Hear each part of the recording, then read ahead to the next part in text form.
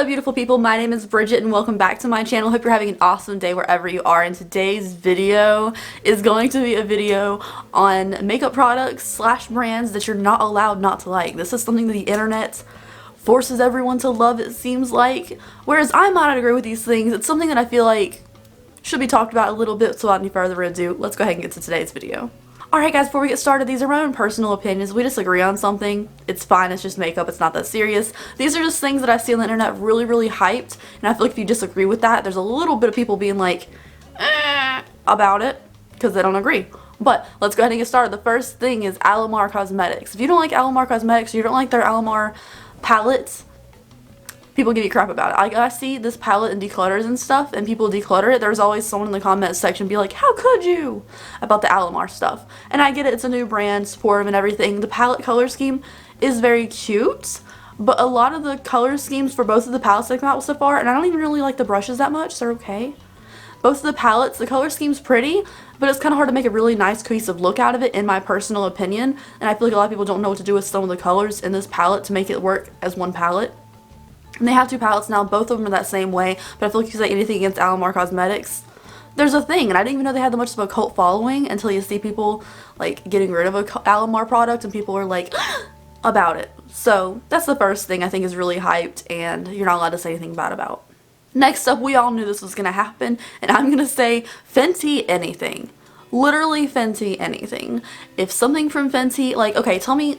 So swatch the glosses. I haven't tried them in person. I'm not a gloss person, but I swatched it. It's an average gloss, but if people hear that, they freak out. Or if you don't like a Fenty palette or body spray that's sticky, or a foundation, because their foundations are nice. The matte one's nice, but I've heard really bad things about this hydrating one. So if you don't like Fenty anything, if you watch someone's review on a Fenty product and they don't like it, there's always a disclaimer that like, it's nothing against Rihanna or the brand, because people get offended really easily about Fenty anything. So that's another one that I'm just like, I'm not gonna review any more Fenty products on my channel. It's like, as far as I can tell, like maybe I will in the future, I don't know. But I'm avoiding it right now because nothing really intrigues me, and if I don't like it, God forbid, you know, just, I don't know. It's a really weird line with Fenty products.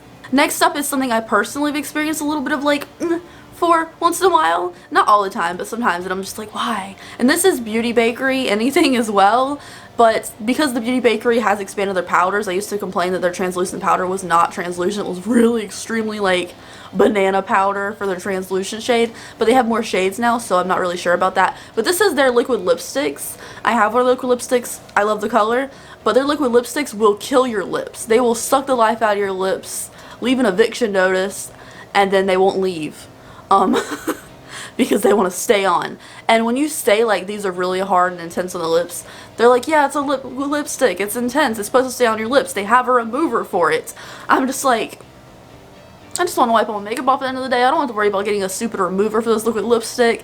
It's very drying. It makes all the lines of my lips enhanced, but the colors are pretty. So, whereas I still wear it once in a while, it has to be a special, like, I don't want to touch this at all for the rest of the day kind of time to wear the liquid lipstick. But some people treat, like, these liquid lipsticks like their life, and it's just kind of intense. That's a strong life you're living. But, yeah, that's just my feeling on those. Next up is the Nastasia Beverly Hills Glow Kits, especially the Nicole Guerrero one. That's the one that was like had the kitty cat shade and stuff. But if you don't like the Anastasia Glow Kits, the internet's like, what?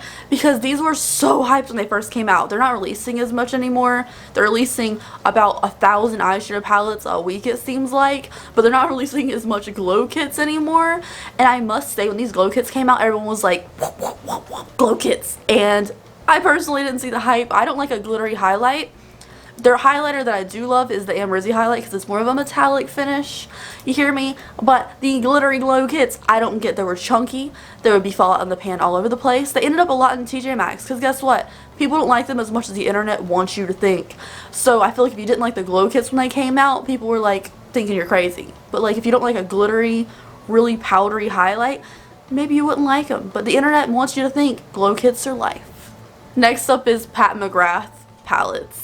If you don't like the Pat McGrath palettes, people think you're insane. The color stories are really unique and they're really pretty. The packaging is everything, but you're not allowed not to like them. And personally, I've never tried a Pat McGrath palette. I'm not fancy, but every time I see someone storing it in their collection, they have like to unwind this little wiry thing just to get to their palette, like they're fishing, like they're unwinding a wire on their palette forever. I get the packaging's unique, and you could probably store it without it, but every single person stores it that weird way, and I don't get it. Like, I don't get the weird packaging. I don't want to take forever to open my palette. I just want to open it and be done.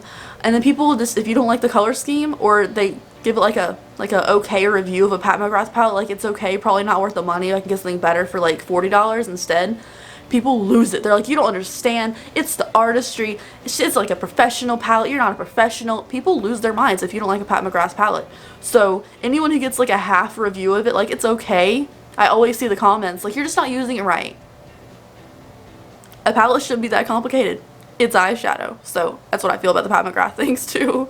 So lastly is the Laura Mercier powder. I was so hyped for this powder, you guys. Everyone made it seem like the world's best powder. Like, every beauty influencer in the world was using this like powder from Laura Mercier, and I bought it. And it was yellow as crap, and I didn't feel like the finish was that beautiful, and it was so dark. So dark. Like, no one on like near my colors scheme, my skin tone, is not gonna be able to wear that powder, and I feel like I'm not even that pale anymore.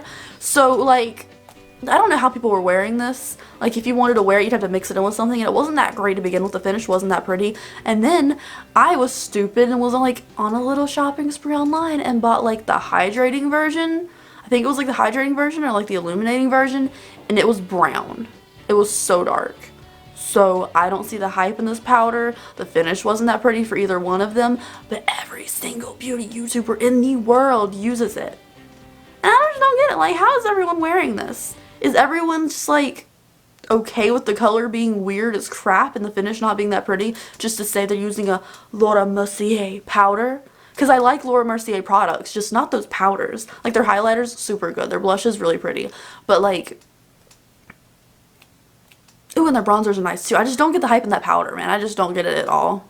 Anyways, you guys, that is it for today's video. Thank you so much for watching. Sorry it is a shorter one, but I just wanted to get a couple things like out there and see what you guys feel about these things, that you're like, these things are so hyped on the internet, you're not allowed not to like them, especially when you are reviewing products. I'd love to hear something down below that you think people aren't allowed to dislike. I feel like it'd be a really interesting conversation. Just leave me a comment down below. I'd love to hear it. Even if we disagree on something, that's fine too. Just like, I would love to hear what you guys think is like so overhyped you're not allowed not to like down below. I will see you guys in the next video. If you're not subscribed already, I would love to have you here, and I'll see you then.